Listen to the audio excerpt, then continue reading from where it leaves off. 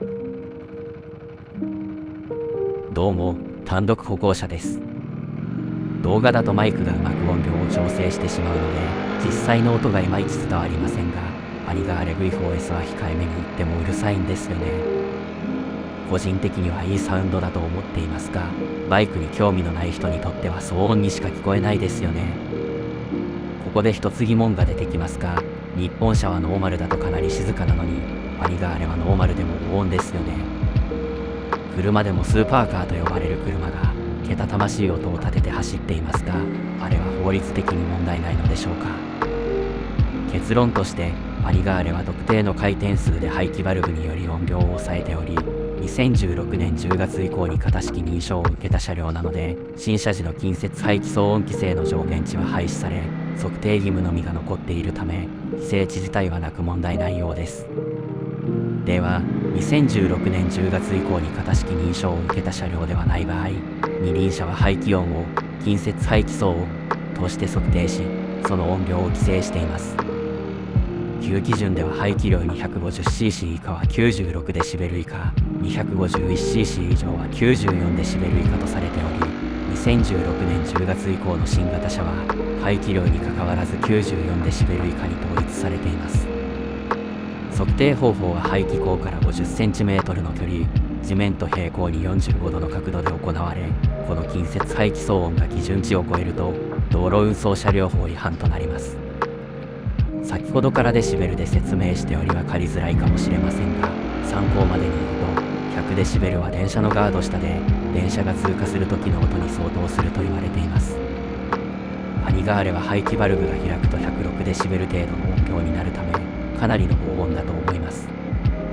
私はおそらく耳が慣れてしまっているのか、あまり大きな音だとは感じないところが怖いです。騒音問題は非常にシビアな問題で、他にも様々な決まりや年代ごとの規制がありますが、難しい話なので今回は割愛します。もっと詳しく知りたい方がいれば、コメントなどでリクエストいただけると嬉しいです。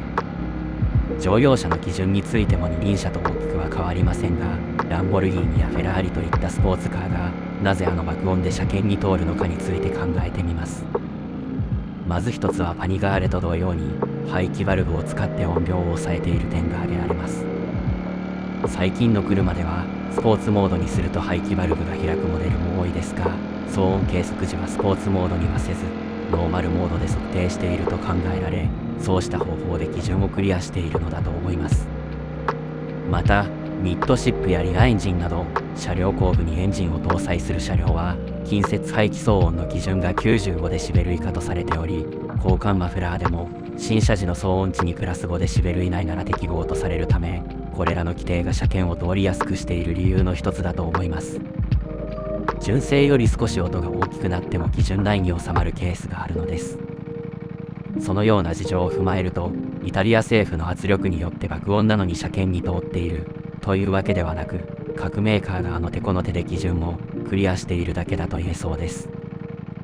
このあたりについては自分なりにかなり調べましたが、とても複雑で難しいため、もし解釈に誤りなどがあればコメントでご指摘いただけると助かります。と、本日はこんな感じで近接排気騒音について雑談してみました。バイク乗りは排気音を聞くとテンションが上がりますが、バイクに興味のない人にとってはただの騒音ですよね。お互いに気持ちよく過ごせるよう、うまくバランスを取れるといいですね。騒音規制について詳しくなったと思った人は、ぜひいいねを押してください。イタリア政府の陰謀だと思った、全く話を聞いてなかった人も、いいねいっちゃいましょう。また動画も上げますので、チャンネル登録していただけると嬉しいです。X や Instagram もやっていますので、そちらのフォローもお願いします。では、また次の動画で。